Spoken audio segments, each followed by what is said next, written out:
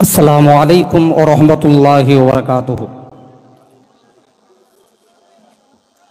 দয়ার নবী, বিশ্ব নবী, আকায়ে নামদার, মাদানী তাজদার আহমদে মুজতফা মুহাম্মদ সাল্লাল্লাহু আলাইহি ওয়াসাল্লামের মহব্বতে একটা গজল পড়ে আপনাদের সম্মুখে শোনাচ্ছি।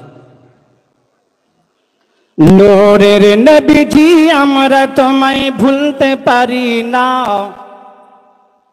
নূরের নবীজি, আমরা তোমায় ভুলতে পারি না। তুমি নূরে মদিনা গো, তুমি শাহে মদিনা। তুমি নূরে মদিনা গো, তুমি শাহে মদিনা। দয়ার নবীজি, আমরা তোমায় ভুলতে পারি না। নূরের নবীজি, আমরা তোমায় ভুলতে পারি না। তুমি নূরে মদিনা গো, তুমি শাহে মদিনা।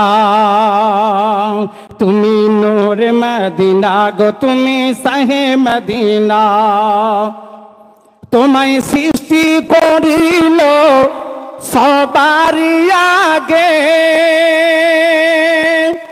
খোদা রাখিল আরশ পাকে।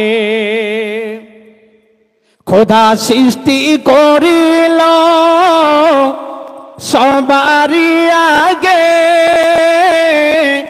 রাখিল আরশ পাকে। খোদা পাঠালো শেষে তোমায় ভালোবেসে, খোদা পাঠালো শেষে তোমায় ভালোবেসে। তুমি শ্রেষ্ঠ নবী হলে শাহে মদিনা। জোরে বলুন। তুমি নূরে মদিনা গো, তুমি দয়ার মদিনা। তুমি নূরে মদিনা গো, তুমি শাহে মদিনা। দয়ার নবীজি, আমরা তোমায় ভুলতে পারি না।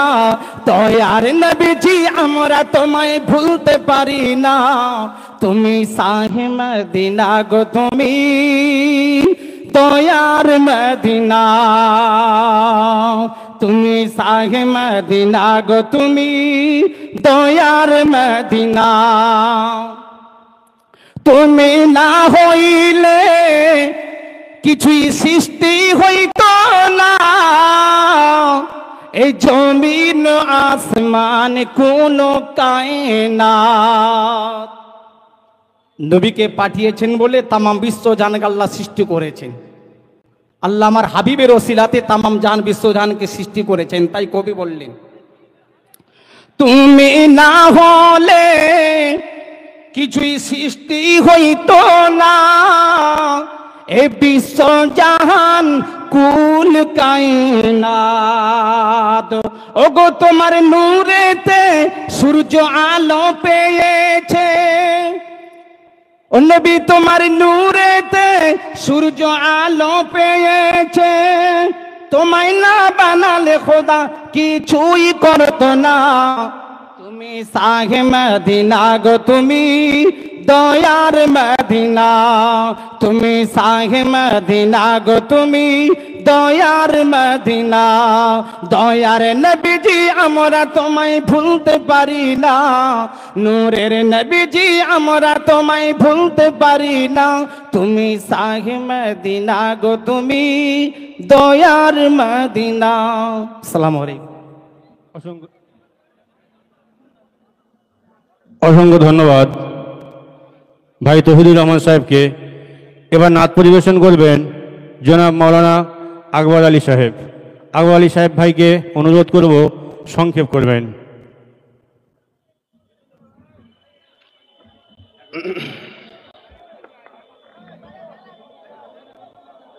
अस्सलामु अलैकुम व रहमतुल्लाहि व बरकातुहू।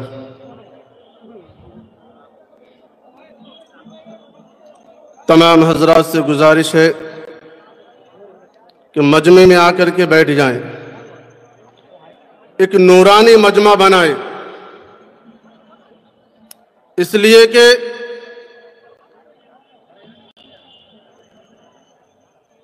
जो शख्सियत बुलाए हैं वो शख्सियत कामिल वली शख्सियत है। जोर से बोले। जो बंगाल की आन बान शान अब्बास सिद्दीकी भाईजान, जोर से बोले। बंगाल की आन बान शान अब्बास भाई, बंगाल का सुल्तान अब्बास भाई, बंगाल का सुल्तान अब्बास भाई, बंगाल के आन बान शान अब्बास भाई। तो उनके अदब के लिए सब मजमा बना करके बैठ जाएं, बोल से बोले, सब जो बैठ जाएं। और उनकी शान में मैं एक शायर पढ़ना चाहता हूं कि न पूछो इनकी जिंदगी यही खुदा के हैं वली। दादा हुजूर भी वली, अली अकबर भी वली और अब्बास सिद्दीकी भी वली। जोर से बोले कि न पूछो इनकी जिंदगी यही खुदा के हैं वली। निगाह जिस तरफ उठे उधर फजा बदल गई, निगाह जिस तरफ उठे उधर फजा बदल गई। यही है कौम की खुशी, यही है कौम की खुशी, यही है शोर गली गली, यही है शोर गली गली। ज़बां खुशी से बोल उठी वली वली वली वली वली वली वली वली वली वली वली वली वली वली वली वली। यही है साहिबे सुखन, यही है शम्अ अंजुमन, यही है साहिबे सुखन, यही है शम्अ अंजुमन, यही है ज़ीनते वतन, यही है मिदहत चमन। यही है कौम की खुशी, यही है कौम की खुशी, यही है शोर गली गली। ज़बां खुशी से बोल उठी वली वली वली वली वली वली वली वली वली वली वली वली। अब्बास इनका नाम है, जोर से बोले कि अब्बास इनका नाम है, सुलूक इनका काम है। अब्बास इनका नाम है, सुलूक इनका काम है। बड़ा ही एहतराम है, बहुत बड़ा मकाम है कि अब्बास इनका नाम है, सुलूक इनका काम है। बड़ा ही एहतराम है, बहुत बड़ा मकाम है। यही है चिराग मिन्नती, करो इन्हीं से दोस्ती। वली वली वली वली वली वली वली वली। कि वली को जिसने छू लिया वो खुश नसीब हो गया, कि वली को जिसने छू लिया वो खुश नसीब हो गया। खुदा ने खुद इन्हें कहा कि तू मेरा है मैं तेरा। जोर से बोले कि वली को जिसने छू लिया वो खुश नसीब हो गया। खुदा ने खुद इन्हें कहा कि तू मेरा है मैं तेरा। निगाह जिस तरफ उठी उधर फजा बदल गई, करो इन्हीं से दोस्ती। वली वली वली वली वली वली वली वली। अस्सलामु अलैकुम।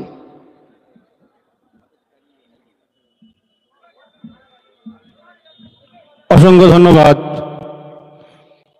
আলী আকবর ভাইকে। এরপরে গজল পরিবেশন করবেন আবু বকর ফাতেহি সাহেব। যারা রাস্তা জাম করে এদিক ওদিকে দাঁড়িয়ে আছেন, আপনাদের কাছে আরও একবার অনুরোধ করছি, আপনারা রাস্তাটা ছেড়ে দিয়ে মাঠের মধ্যে চলে আসেন। মাঠের মধ্যে বসার ব্যবস্থা করা আছে, আপনারা মাঠের মধ্যে চলে আসেন। টেকার স্ট্যান্ডের বাম দিকে যারা ভিড় করে দাঁড়িয়ে আছেন, আপনাদের উদ্দেশ্যে বলবো আপনারা স্টেজের সামনে চলে আসেন। বসার ব্যবস্থা করা হয়েছে, ওখানে আসন গ্রহণ করুন। যে সমস্ত ভাইরা গজল পরিবেশন করবে টাইমের দিকে একটু খেয়াল রাখবে, সংক্ষেপ করার চেষ্টা করবে।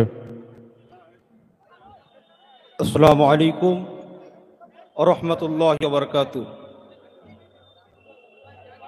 নাতে রাসূল সাল্লাল্লাহু আলাইহি ওয়াসাল্লাম। ওরে ও ভূমি মদিনার ভূমি, ওরে ও মাটি মদিনার মাটি। দুই দিকে দুই সাথী হাই, মাঝখানে আমার নবী জিন্দা শুয়ে রয়। জোরে বলবেন না সুবহানাল্লাহ। ওরে ও ভূমি মদিনার ভূমি, ওরে ও মাটি মদিনার মাটি, দুই দিকে দুই সাথী হয়, মাঝখানে আমার নবী জিন্দা শুয়ে রয়, মাঝখানে আমার নবী জিন্দা শুয়ে রয়। যেতে যদি পারতাম আমি সোনার মদিনায়, সালাম আমি দিতাম গিয়ে নবীজির রওজায়। যেতে যদি পারতাম আমি সোনার মদিনায়, সালাম আমি দিতাম গিয়ে নবীজির রওজায়। মদিনার ওই ধুলাবালি পাই যদি সামনে আমি, মদিনার ওই ধুলাবালি পাই যদি সামনে আমি, বাঁকতাম আমি সুরমা বলে গাই, মাঝখানে আমার নবী জিন্দা শুয়ে রয়, মাঝখানে আমার নবী জিন্দা শুয়ে রয়। ওরে ও ভূমি মদিনার ভূমি, ওরে ও মাটি মদিনার মাটি, দুই দিকে দুই সাথী,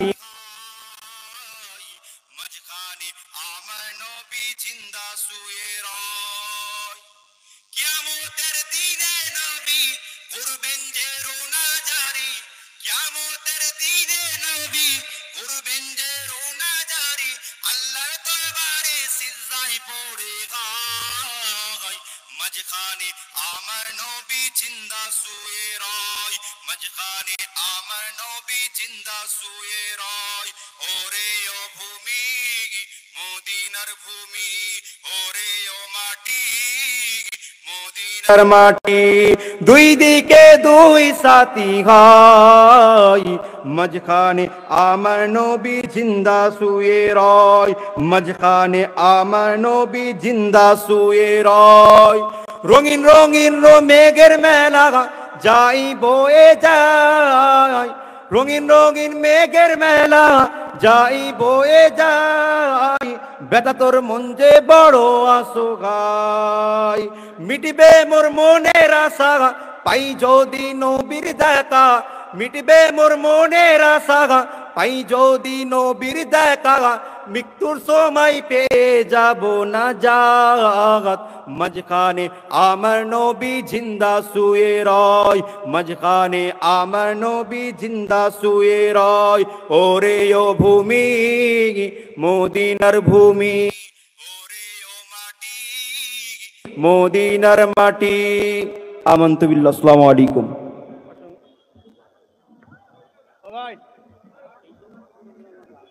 হ্যালো, অসংখ্য ধন্যবাদ। এখন আমাদের মধ্যে বিশিষ্ট সম্মানীয় অতিথি যারা উপস্থিত হয়েছেন তাদেরকে আমরা বরণ করিয়ে নেব। এখন আমাদের মধ্যে সম্মানীয় অতিথি হিসেবে উপস্থিত হয়েছেন ওমর ফারুক সাহেব, secretary of press. Omar Farooq সাহেব, সেক্রেটারি অফ প্রেসেস। ওনাকে বরণ করিয়ে নিচ্ছেন আমাদের শ্রদ্ধ সম্মানীয় আলাউদ্দিন ভাই। ওনাকে বরণ করিয়ে নিচ্ছেন আলাউদ্দিন ভাই।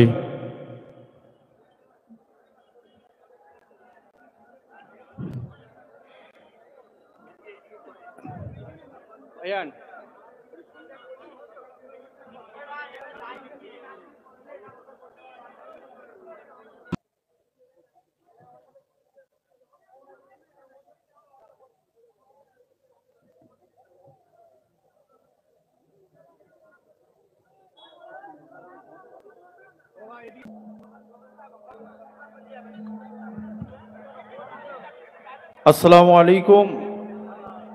সালাম দিলাম, সালাম দেওয়া হলো সুন্নাত, উত্তর দেওয়া ওয়াজিব, মানে আপনাকে উত্তর দিতেই হবে।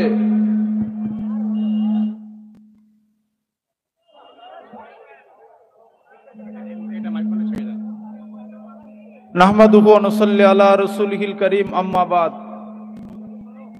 সমস্ত প্রশংসা সেই মহান আল্লাহ পাক, যিনি আপনাকে আমাকে সকলকে সুস্থ শরীরে বেসে তিনি তেনার বান্দাদেরকে একত্রিত করে এক জায়গায় দিন ইসলামের পক্ষে কথা বলার মতো আল্লাহ সুযোগ দান করিয়েছেন। সেই মহান আল্লাহর দরবারে শুকরিয়া আদায় করি, সকলে বলি আলহামদুলিল্লাহ।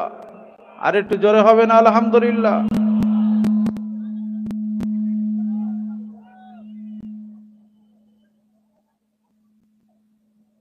আজ আমরা মুসলমান দাবি করি, কিন্তু কতটা মুসলমান আমরা কাজে আছি এটা আমাদেরকে ভাবতে হবে।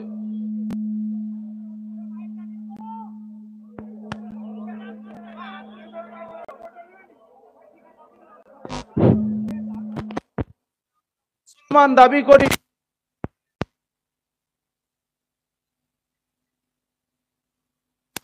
মুসলমান আছে এটা আমাদেরকে ভাবতে হবে।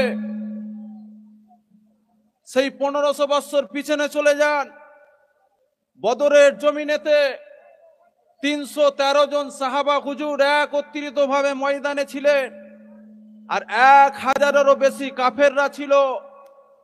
ইমানদারের আওয়াজ, এমন একটা আওয়াজ, ইমানদারের গর্জন, এমন একটা গর্জন, ওই 313 জন সাহাবাদেরকে দেখে কাফেররা ছুটে চলে গিয়েছিল। কারণ জানেন, অন্য কিছু নয়, মুসলমানদের ইমানি পাওয়ার অন্য কিছু হতে পারে না।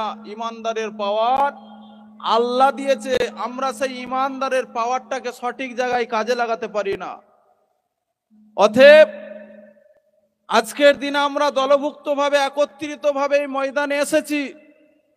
এই ময়দান আমরা আজকের দিনে যদি একত্রিত ভাবে এই কেন্দ্র সরকার যে বিল আনতে এনে শুরু করেছে, যদি এটাকে বাস্তবে রূপ দিয়ে দেয়, যদি পাস হয়ে যায়, তাহলে ভাববেন না যে এটা বেকার। আপনার মসজিদটা ওয়াকফের জায়গায় আছে, আপনার মাদ্রাসাটা ওয়াকফের জায়গায় আছে, আপনার ঈদগাহটা ওয়াকফের জায়গায় আছে। যখনই বিলটা পাস হয়ে যাবে, তখনই ওই সরকার থেকে নেতৃত্ব আসবে যে সপ্তাহে একদিন করে ছুটি দেওয়া হবে, মসজিদে একদিন তালা মারা হবে। কথা ঠিক না বল? জোরে বলেন, জোরে বলে। তাহলে আজকের দিনে যে আব্বাস সিদ্দিকী যে হকের ওপরে যে কথাটা বলছে, এই বিলটাকে বাতিল করার বিরুদ্ধে যে আজকের দিনে সংগ্রাম আমরা হয়েছি, একত্রিত হয়েছি, এতে আসার দরকার আছে না নাই? জোরে বলে। তাহলে আজকের দিনে আপনার মসজিদটাকে বাঁচাতে আপনাকে এগিয়ে আসতে হবে না হবে না? আপনার মাদ্রাসাটা বাঁচাতে আপনাকে এগিয়ে আসতে হবে না হবে না? তাহলে তার জন্য যদি আব্বাস সিদ্দিকীকে কেউ বলে দালাল, আমরা দালাল নাম শুনতে প্রস্তুত, কিন্তু আমরা পিছনের দিকে তাকাতে রাজি নয়। জোরে বলেন, ঠিক না বু? জোরে বলেন। আমরা দালাল হতে চাই, কিন্তু ওই রকম দালাল নয়, মদিনাওয়ালার দালাল হতে চাই। জোরে বলে। আজকের দিন আমরা এসেছি, আমাদের ঈমান মুহাম্মদ মুস্তাফা সাল্লাল্লাহু আলাইহি সাল্লাম তেনার উপরে, নীতি আদর্শের উপরে যদি আমরা থাকতে পারি, ইনশাআল্লাহ সেই দিনে 313 জন জয়ী হয়েছিল, আজকের দিনে আমরাও ইনশাআল্লাহ জয়ী হয়ে আমরা দেখিয়ে দেব। জোরে বলেন সুবহান আল্লাহ। পাক আমাদের সকলকে এই ক্ষুদ্র বক্তব্যকে আল্লাহ সকলকে মেনে এবং বুঝে আমল করার এবং সঠিক জায়গায় চলার, প্রতিবাদ করার আল্লাহ তৌফিক দান করেন। সকলে বলি আল্লাহুম্মা আমিন। আসসালামু আলাইকুম। হ্যালো, অসংখ্য ধন্যবাদ ভাইকে। স্টেজ ডান দিকে আমার যে সমস্ত মসজিদের শ্রদ্ধেয় সম্মানীয় ইমাম আলেম ভাইরা এসেছেন, তার সাথে সাথে সমাজসেবী যে সমস্ত ভাইরা এসেছেন, আমাদের সংগঠনের পক্ষ থেকে আমার ভাইরা প্রত্যেককেই বরণ করে নেবে। সময়ের দিকে খেয়াল করে এখন খুব সংক্ষেপে আলা রাসূলিহিন নবিয়্যিল করিম, আম্মা বাদ। স্টেজে বসে থাকা সম্মানীয় ব্যক্তি এবং আমার ডান পাশে ইমাম সাহেব হজরতগণেরা, সামনে বসে থাকা দিন দরদি, ইসলাম দরদি মুসলমান, আমার ভাইজান হুজুরের ভালোবাসার মানুষগণেরা, আমরা সকলে জানি আজকে আমার এখানে কি জন্যে হাজির হয়েছি। ভারত সরকার একটা সংবিধান বিরোধী বিল পার্লামেন্টে পাস করতে চলেছে। সেই অপকর্মের বিরুদ্ধে তারই প্রতিবাদে ফুরফুরা শরীফ আহলে সুন্নাতুল জামাতের পক্ষ থেকে পীরজাদা হযরত মাওলানা আব্বাস সিদ্দিকী ভাইজান হুজুর কিবলার ডাকে আমরা সকাল এখানে হাজির হয়েছি। কথা ঠিক না ভুল? শুনছেন তো কথা আমার? খুবই অল্প সময়ের দু একটা কথা শোনেন। একটা জিনিস আপনারা ভেবে দেখেছেন, এই প্রোগ্রাম এই কোলাঘাটে শুধু আজকে নয়, এর আগেও একাধিকবার এই ভারত সরকার যখনই কোনো রকমের সংবিধান বিরোধী কোনো আইন কোনো কাজ করতে আরম্ভ করেছিল, তার বিরুদ্ধে কিন্তু ভাইজান হুজুর কেবলা তার ভালোবাসা মানুষদের সঙ্গে করে নিয়ে সংগঠনের ব্যানারে কিন্তু বারবার প্রতিবাদ জানিয়েছে। ঠিক না ভুল? হ্যাঁ কিনা বলেন, ঠিক না ভুল? আচ্ছা, কেন জানিয়েছেন? ইনি এই প্রতিবাদটা কেন করেন? এই সংগঠনের ব্যানারের মাধ্যমে দীর্ঘ চাপ 5-9 বৎসর যাবৎ, যতটুকু আমার জানা আছে, 9 বৎসর যাবৎ বারে বারে অন্যায়ের বিরুদ্ধে গর্জে উঠেছেন। শাসক দলের আপনার শাসকের জুলুমের বিরুদ্ধে বারবার তিনি মুখ খুলেছেন। কারণটা কি? কি কারণ? কারণটা একটাই, ইতিহাস আমরা পড়েছি, হক আলেম সেই ব্যক্তি হবে, আহলে সুন্নাতুল জামাতের মাসলাকের হক আলেম তাকেই বলা হবে যে ব্যক্তি সর্ব অবস্থায় শাসকের জুলুমের বিরুদ্ধে কথা বলবে, সেই ব্যক্তিটা হক আলেম হবে। আলহামদুলিল্লাহ আমরা বারে বারে দেখেছি পীরজাদা আব্বাস সিদ্দিকী ভাইজান হুজুর কেবলা যখনই দেখেছেন সমাজে যখন অসামাজিক কাজ এবং সংবিধান বিরোধী যখন কোনো বিল পাস করে, সে তখন ক্ষমতা কার হাতে সেটা দেখে না, অন্যায়ের প্রতিবাদ করার জন্য বারবার গর্জে উঠেছে। বলেন সুবহানাল্লাহ, জোরে বলেন সুবহানাল্লাহ। কেন? যদি এখন সরকার বা দেশের কোন ক্ষমতাশালী ব্যক্তি যদি মনে করে আরে আমার শাহ ওলিউল্লাহকে হারিয়ে দিয়েছি, প্রতিবাদ করার লোক চলে গেছে, আবু বকর সিদ্দিককে হারিয়ে দিয়েছি, প্রতিবাদ করার লোক চলে গেছে, না, আপনাদের ভাবাটা ভুল। মনে রাখবেন, শাহ ওলিউল্লাহ হুজুর যেমন একদিকে দর্শ দিতেন, আপনার মানুষকে দিনের তালিম দিতেন, অপরদিকে যখন ইংরেজ যখন দেশে যখন হামলা করেছিল তার বিরুদ্ধে গর্জে উঠেছিলেন। দেশের হাজার হাজার আলেম উলামা আমাদেরকে শিখিয়ে দিয়ে গেছেন, যখন তোমরা হাদিসের তালিম দেবে, কোরআনের তালিম দেবে, তার পাশাপাশি যখন সরকার যখন কোনো অপকর্ম করবে তার বিরুদ্ধে গর্জে উঠতে হবে। সেই তরিকা সামনে রেখে আমার ভাইজান হুজুর হলেন দাদা হুজুর কেবলার চতুর্থ প্রজন্ম, সেই তার উত্তরসূরি হয়ে এই যখনই কোনো রকমের উল্টোপাল্টা কাজ আরম্ভ করে তার বিরুদ্ধে ভাইজান হুজুর গর্জে ওঠেন। সেই জন্যে আমাদের সকলের দায়িত্ব, আমরা সকলে জানি শুনেছি ওয়াকফ বিলের বিরুদ্ধে আমাদেরকে লড়তে হবে, কিন্তু লড়বেন কার সাথে? 1 মিনিটের শেষ কথা একটা বলে দেবো, লড়বেন কার সাথে? নেতৃত্ব কার মানবেন বলেন? কার নেতৃত্ব মানবেন? যারা দীর্ঘদিন ওয়াকফ বিল ওয়াকফ সম্পত্তির টাকা হরফ করেছে তাদের সাথে, না ইমানদারের সাথে? বলেন। শেষ একটা রাসূলুল্লাহ হাদিস শুনে নেন, আপনারা জানেন কি জানি না, যদি না জানেন জেনে নেন। আমার রাসূলুল্লাহ জানিয়ে দিয়েছেন, আয় আমার উম্মতেরা, তোমরা কিয়ামত পর্যন্ত কুরাইশ খানদার নেতৃত্ব তোমরা মানবে। এই হাদিসকে সামনে রেখে শাহ ওলিউল্লাহ মুহাদ্দিস দেহলভী রাহমাতুল্লাহ আলাইহি জানিয়েছেন যে আল্লাহ রাসূল যে বলেছেন কুরাইশের নেতৃত্ব মানতে, কেন? কারণটা হলো এটাই, কুরাইশ যারা হলেন কুরাইশ খানদারের ইমানদার, তাদের অন্তরে শরীয়তের মহাব্বত ডবল থাকে, এক ইমানদার হিসাবে আর হলো তাদের বংশের জন্য।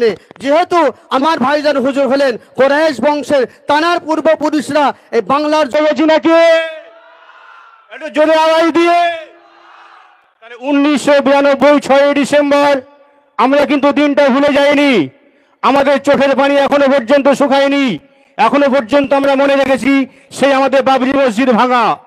হয়তো আপনারা ভুলে গেছেন, বাবরি মসজিদ যখন ভাঙা হয়েছিল তাম ভারতবর্ষের মানুষ তথা পৃথিবীর মানুষ দেখেছিল যে 1992 6 ডিসেম্বর বাবরি মসজিদটা ভাঙা হয়েছে, কিন্তু রাম মন্দির ভাঙা হয়েছিল তাম পৃথিবীর মানুষ কেউ দেখেনি।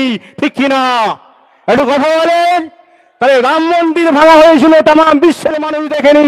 1992 6 ডিসেম্বর যখন আমাদের এমন করে বাবরি মসজিদ ভাঙা হলো, তাম বিশ্ব মানুষ তারা লক্ষ্য করেছিল হয়তো ওরা বাবরি মসজিদ ভেঙেছে, কিন্তু আমাদের মন থেকে বাবরি মসজিদ ভাঙতে পারেনি, আর কিয়ামত পর্যন্ত পারবে না। জোরে বলেন সুবহানাল্লাহ।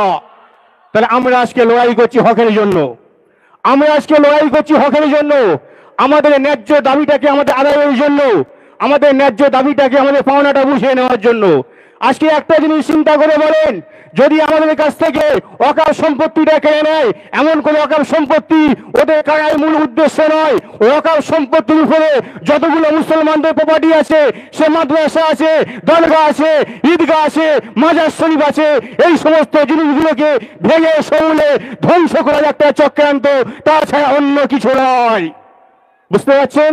তাহলে উদ্দেশ্য কিন্তু অকাল সম্পত্তি দখল করা নয়।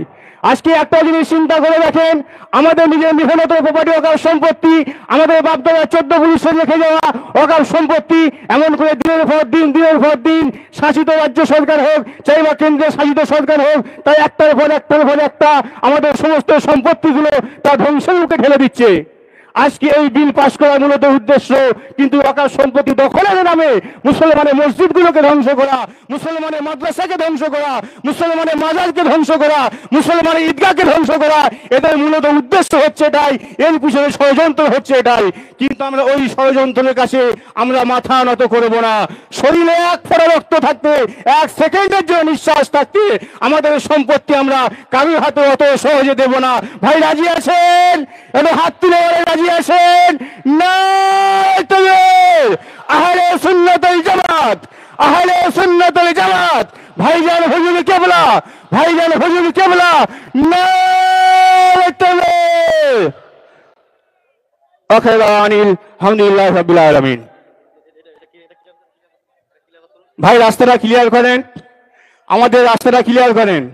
বাম দিকে টেকার স্ট্যান্ডের বাম দিকে যে সমস্ত ভাইরা দাঁড়িয়ে আছো, আপনাদের কাছে সবিনয় নিবেদন, অথরিটি থেকে আমাদের কাছে বারবার করে খবর আসছে, অথরিটি থেকে আমাদের কাছে বারবার করে খবর আসছে টেকার স্ট্যান্ডটা ছেড়ে দেন, টেকার স্ট্যান্ডটা ছেড়ে দেন, আমাদের ভাইদের কোনো অসুবিধা না হয়। অথরিটির মাধ্যম দিয়ে আমাদের কাছে বারবার করে খবর আসছে, আপনারা দয়া করে টেকার স্ট্যান্ডটা ছেড়ে দেন, টেকার স্ট্যান্ডটা ছেড়ে দেন, আপনারা সামনে চলে আসেন।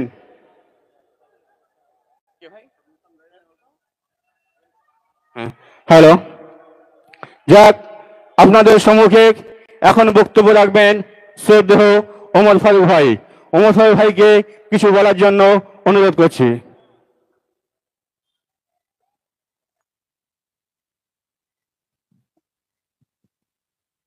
আসসালামু আলাইকুম।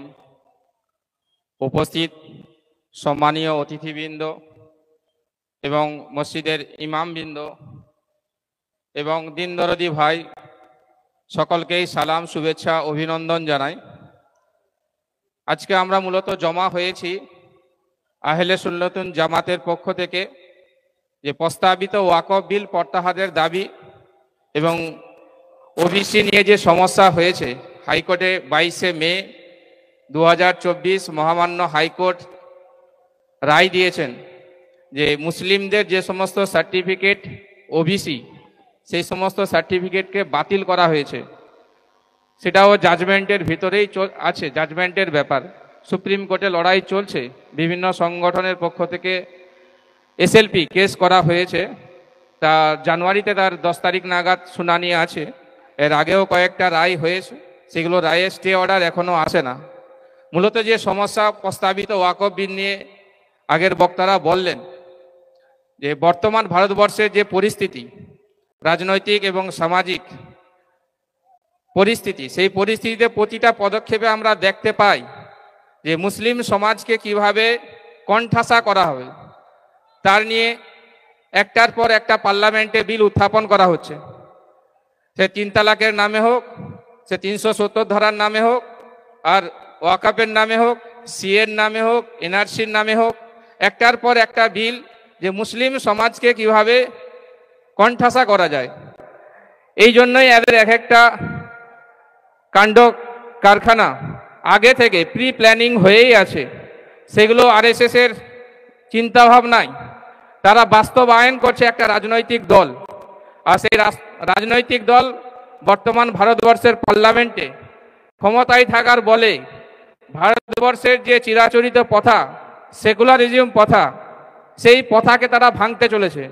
আর সেই প্রথা ভাঙার উদ্দেশ্য নিয়েই এই প্রস্তাবিত ওয়াকফ বিল অ্যামেন্ডমেন্ট অ্যাক্ট, এটা ওয়াকফ অ্যাক্ট 2024 28শে আগস্ট পার্লামেন্টে উত্থাপন করেছিল। কিন্তু মেজরিটি না পাওয়ার কারণে বিলটা পাস করাতে পারে না। দ্বিতীয় অপশান, 9 আগস্ট আমরা দেখেছি যে পার্লামেন্টে জয়েন্ট পার্লামেন্টারি কমিটি একটা তৈরি করেছে। জয়েন্ট পার্লামেন্টারি কমিটি যৌথ কমিটি, শাসক এবং বিরোধীদেরকে নিয়ে যে কমিটি তৈরি করেছে, সেই কমিটিটা আমরা মনে করি যে অবৈধভাবেই তৈরি হয়েছে। সেখানে বিরোধীদের যতটা পার্সেন্টেজ থাকার কথা ছিল সেখানে রাখা হয় না। 33 জন কমিটির ম্যাক্সিমামটা বিজেপির এমপি আছে। এই জন্যই আশঙ্কা, ম্যাক্সিমাম মুসলিম চিন্তাবিদদের আশঙ্কা যে বিলটা পাস হওয়ার সম্ভাবনা বেশি। আর যদি পাস হয় কি হবে না, যদি পাস হয় মুসলিম সমাজের একটা অন্ধকারের দিকে ঠেলে দেওয়া হবে এই বিলের দ্বারা।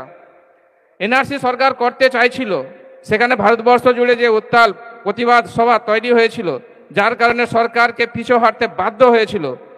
তার উল্টো দিক থেকে হয়তো ওয়াকফের নামে বিল নিয়ে আসতে চলেছে, যে বিলটার দ্বারা হয়তো বাসস্থান ছিনিয়ে নেবে না, কিন্তু মসজিদ, মাদ্রাসা, খানকা, ঈদগাহ, কবরস্থান থেকে মুসলিমদের যে সমস্ত ওয়াকফ প্রপার্টি আছে, অর্থাৎ স্রষ্টার নামে অর্থাৎ আল্লাহর নামে দান করে যাওয়া প্রপার্টি, সেই প্রপার্টিকে কিভাবে হস্তক্ষেপ করা যায়। নারে তাকবীর, নারে তাকবীর, আওলাদে মুজাদ্দিদ জামান, আওলাদে মুজাদ্দিদ জামান জিন্দাবাদ।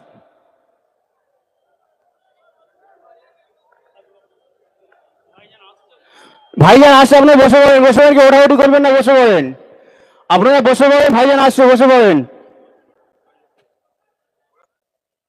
ভাইজান আসছে, এখনই স্টেজে আসবে ইনশাআল্লাহ। আপনারা বসেন, বসেন, যে যেখানে আছে বসে যান। পাশাপাশি যিনারা আছেন সবাই সামনে চলে আসুন এবং বসে যান। যৌথ, যেটা বলছিলাম ওয়াকফ নিয়ে, যে যৌথ পার্লামেন্টারি কমিটির কাছে, যেটা ভারতবর্ষের বিভিন্ন জায়গায় গিয়ে তারা মিটিং করছে বিভিন্ন সংগঠনের সঙ্গে, সেই সংগঠনের সঙ্গে মিটিং। গতকাল একটা মেসেজ মোবাইলে আসলো যে জানুয়ারির 19 তারিখে জেপিসি কলকাতাতে আসছে, সেখানে বিভিন্ন সংগঠনকে ডেকেছে। সেখানে জেপিসি নিয়ে বিভিন্ন সংগঠনের মতামত নেবে, সেখানে আমাদেরও ডাক আছে। যা হবে, আমাদের ওয়াকফ নিয়ে যে সমস্যাটা তৈরি হতে পারে সেটা আমরা লিখিতভাবে জানিয়েছি। এবং 19 তারিখ, কথা হলো ওয়াকফ যদি সরকার ছিনিয়ে নেয় কি ক্ষতি হতে পারে। ক্ষতি হবে মুসলিমদের যে সমস্ত মসজিদ, মাদ্রাসা, কবরস্থান, খানকা আছে, এই সমস্ত খানকা সরকারি প্রপার্টি হিসাবে স্বীকৃতি পাবে।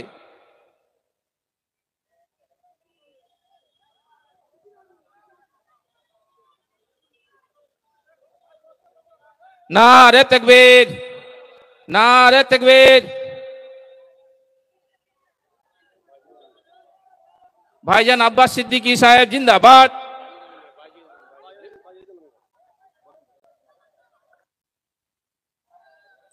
আমাদের সম্মুখে উপস্থিত হয়েছেন শ্রদ্ধেয় সম্মানীয় পীরজাদা বাজির আমিন সাহেব ভাইজান। আমাদের সম্মুখে উপস্থিত হয়েছেন শ্রদ্ধেয় সম্মানীয় পীরজাদা বাজির আমিন সাহেব ভাইজান।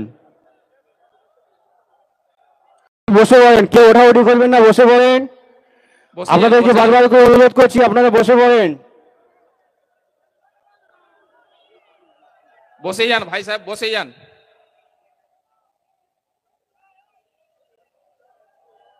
পীর সাহেব আসছেন, আমরা ওনাদের বক্তব্য শুনবো ইনশাআল্লাহ। বসে যান, সকলেই বসে যান। ভারতবর্ষের পার্লামেন্টে যে জেপিসি গঠন হয়েছে 9 তারিখ, সেই 9 তারিখ গঠন হওয়ার পর থেকে দেখেছি ভারতবর্ষের বিভিন্ন জায়গায় তারা গিয়ে বিভিন্ন সংগঠনের সঙ্গে, অরাজনৈতিক সংগঠনের সঙ্গে এবং রাজনৈতিক সংগঠনের সঙ্গে তারা বসছে। গত ডিসেম্বরে আসার কথা ছিল, কোনো কারণবশত আসতে পারে না। জানুয়ারিতে, গতকাল ডেট দিয়েছে যে জানুয়ারির 19 তারিখ কলকাতাতে আসছে।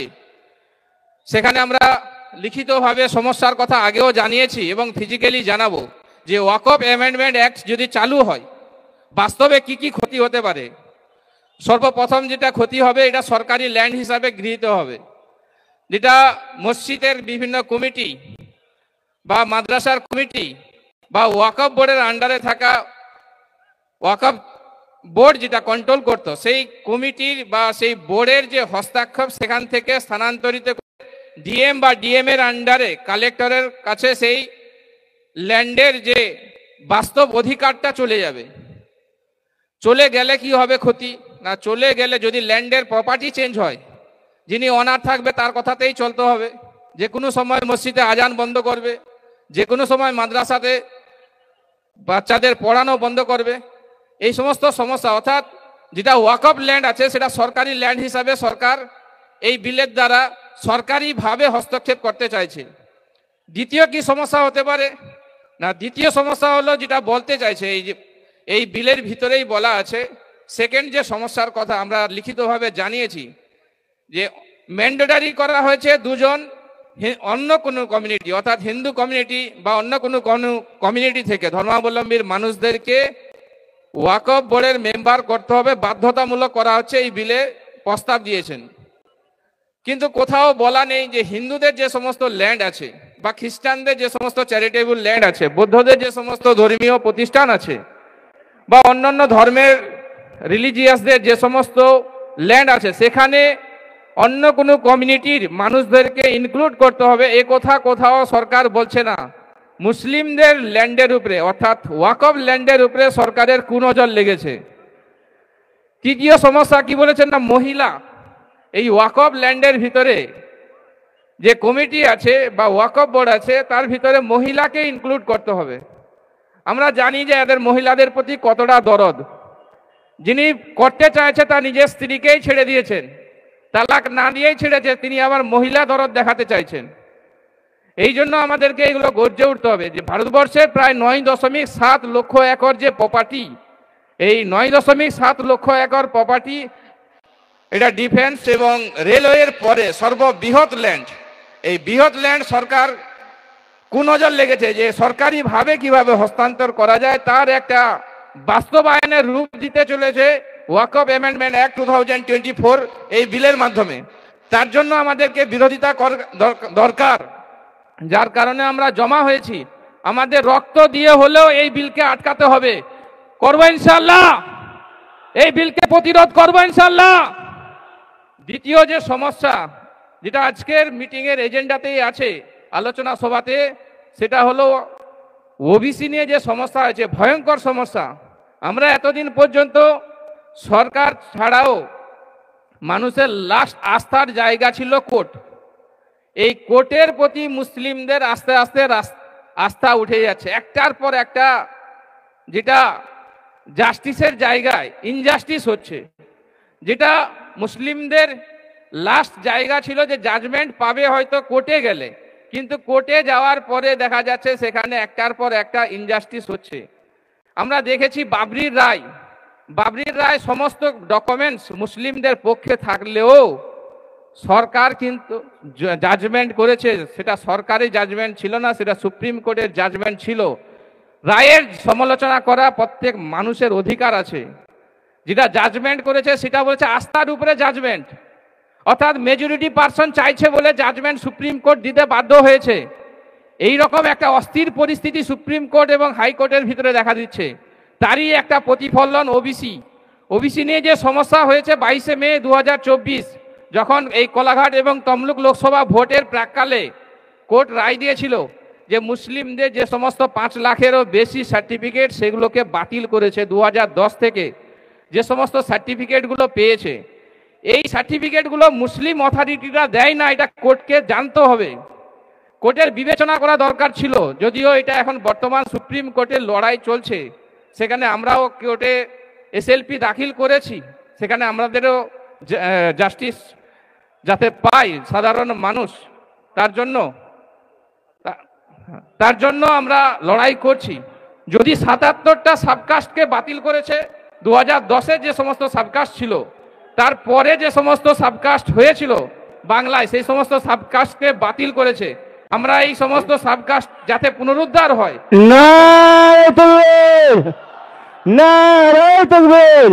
ভাইজান হুজুর কেবলা, ভাইজান হুজুর কেবলা, আহলে সুন্নাত ওয়াল জামাতের কর্ণধার লক্ষ লক্ষ যুব সমাজের আইকন ভাইজান হুজুর কেবলা, আহলে সুন্নাত ওয়াল জামাতের কর্ণধার লক্ষ লক্ষ যুব সমাজের আইকন ভাইজান হুজুর কেবলা ভাইজান স্বাগতম, ভাইজান স্বাগতম, বড় ভাইজান স্বাগতম, বড় ভাইজান স্বাগতম, বড় ভাইজান স্বাগতম। ভাইজান হুজুর কেবলা, ভাইজান হুজুর কেবলা, লক্ষ লক্ষ যুব সমাজের নয়নের মণি ভাইজান হুজুর কেবলা, লক্ষ লক্ষ যুব সমাজের আইকন ভাইজান হুজুর কেবলা, লক্ষ যুব সমাজের আইকন ভাইজান হুজুর কেবলা। আওলাদে মুজাদ্দিদ জামান, আওলাদে মুজাদ্দিদ জামান ভাইজান হুজুর কেবলা। নারে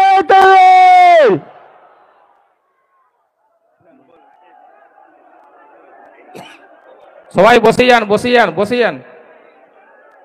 আপনারা বসে পড়ুন, চটের ব্যবস্থা করা হয়েছে, যেখানে চট বিছানো হয়েছে আপনারা বসে পড়ুন। আজকে দাঁড়িয়ে থাকবেন না, বসে পড়ুন। অযথা আপনারা সামনে দাঁড়িয়ে থাকলে পিছনের লোকগুলো দেখতে পাবে না। আপনারা দয়া করে বসে পড়ুন। বসে যান, ভাই সাহেবের বক্তব্য আমরা শুনবো, সকলেই বসে যান। যেটা বলছিলাম যে হাইকোর্টে যে সমস্যাটা হয়েছে, এই সমস্যাটা, এই সার্টিফিকেটগুলো কোনো মুসলিম অথরিটি দেয় না, সরকারের আইন অনুযায়ী তৈরি হয়েছিল ওবিসি সার্টিফিকেট। যখন ভারতবর্ষে 1990 সালে যখন মুসলিমদের এই দুরাদরিদ্র অবস্থার কথা সমীক্ষাতে উঠে আসলো, রঙ্গনাথ মিশ্রের কমিশনের রিপোর্ট এবং সাচার কমিটির রিপোর্ট পেশ হলো, ভারতবর্ষের এই রিপোর্ট পেশ হওয়ার পরে দেখা গেল যে এসটি এসসি ছাড়াও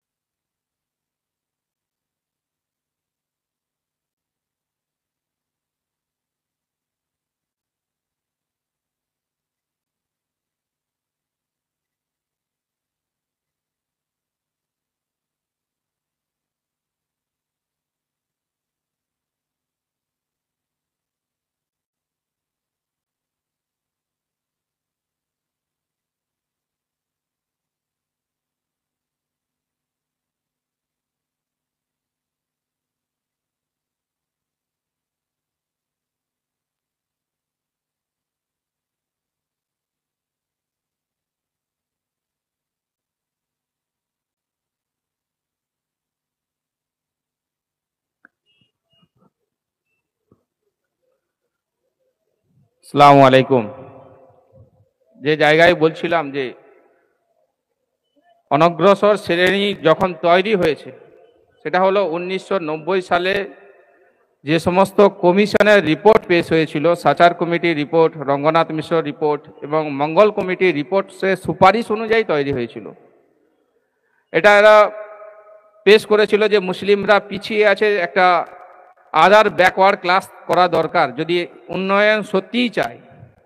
সেই রিপোর্টেই বলাই ছিল এবং সেই কমিশনগুলো রিপোর্ট সরকার মেনে নিয়েছিল, কেন্দ্রীয় সরকার, যার কারণে আরেকটা আদার ব্যাকওয়ার্ড ক্লাস তৈরি হয়েছিল 1990 সালে। সেটা ইমপ্লিমেন্ট করতে 1993 সাল লেগেছিল।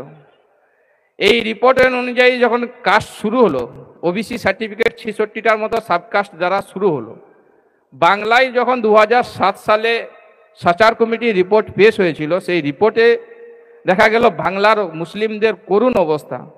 হইচই শুরু হয়ে যায় যে কি করে উন্নয়ন করা যাবে। তখন এটা পার্সেন্টেজ বাড়ানোর কথা বলা হয়েছিল। সেই পার্সেন্টেজের সুপারিশ করা হয়েছিল 27%-এর কথা, কিন্তু সেটা সরকার মেনে নিয়েছিল যেটা বাড়াতে হবে। প্রথমে 7 থেকে 10% করেছিল, আর 2010-এর পর থেকে বামফ্রন্ট সরকার যখন চলে যাওয়ার মুহূর্তে তখন এটাকে বাড়িয়ে 17 করেছিল। মুসলিমদের অর্থাৎ ওবিসি এ সংরক্ষণ 10% সংরক্ষণ পাবে, বি ওবিসি হিন্দু ভাইরা 7% সংরক্ষণ পাবে।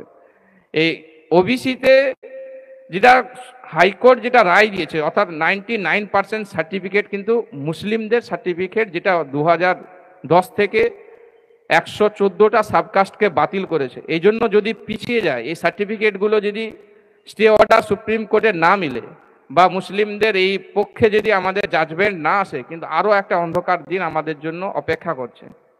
যতটা উন্নয়ন দেখছি অনেকটা ওবিসির ফলে, চাকরি বাকরি যে যতটা পরিস্থিতি দেখছি সেটা অনেকটা ওবিসি এ সার্টিফিকেট, অনেক সংগঠনের মেহনতের দাবি ছিল, আর সেটাকে সরকার কৌশলে সরকারি প্রচেষ্টা এবং কোর্টের জাজমেন্টের মাধ্যমে এটাকে অবলুপ্তির পথে হাঁটছে। যদি আমরা এই সার্টিফিকেটগুলো পুনরুদ্ধার না করতে পারি, ক্ষতি যেটা হয়েছে এই 5 মাসের কয়েকটা আপনাদেরকে বলে আমি আমার ক্ষুদ্র বক্তব্য শেষ করে দেবো। অনেকেই বসে আছেন, ওনাদের গুরুত্বপূর্ণ বক্তব্য আমরা শুনব। এই 5 মাসে যেটা ক্ষতি হয়েছে সেটা হলো 500 মুসলিম ডাক্তারকে আমরা হারিয়েছি ওবিসি এ সার্টিফিকেট বাতিল হওয়ার পরে। বেশ কিছু চাকরি পরীক্ষায় মুসলিমদেরকে ওবিসি এ সার্টিফিকেট ক্যান্সেল হয়ে যাওয়ার কারণে রিক্রুটমেন্টের ক্ষেত্রে আটকে গিয়েছে। বেশ কিছু কলেজ ইউনিভার্সিটিতে ভর্তি নেয় না সার্টিফিকেট বাতিল হয়েছে বলে।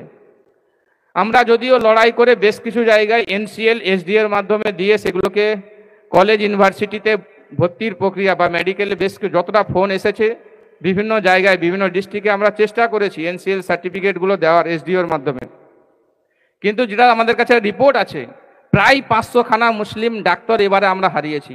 আর এটা যদি কন্টিনিউয়াসলি না চলে, সার্টিফিকেটগুলো যদি বাতিল হয়ে যায়, মুসলিমরা আরও অর্থনৈতিক দিক থেকে পিছিয়ে দেওয়ার একটা কৌশল।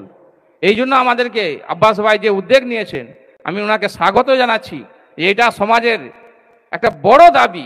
যদি ওবিসি সার্টিফিকেট বাতিল হয়ে যায়, মুসলিমরা সেই অবস্থাতে 2010-এর আগে যে অবস্থা ছিল সেই 10-এর আগেই ফিরে যেতে হবে। এই অন্ধকার যাতে আমাদের কাছে না নেমে আসে, আব্বাস সিদ্দিকীর যে প্রচেষ্টা, এই প্রচেষ্টাকে আমি স্বাগত জানাচ্ছি, স্যালুট জানাচ্ছি। বাংলার বিভিন্ন জায়গায় এই আন্দোলনকে ছড়িয়ে দিতে হবে। ওবিসি এবং ওয়াকফকে আমাদের বাঁচাতেই হবে। সকলে বাঁচাবো ইনশাআল্লাহ। আল্লাহ পাক সকলকে এর উপরে জমার তৌফিক দান করুন। এই বলে আমার ক্ষুদ্র বক্তব্য শেষ করছি। আসসালামু আলাইকুম। হ্যালো, অসংখ্য ধন্যবাদ ভাই ওমর ফারুক, সেক্রেটারি অফ।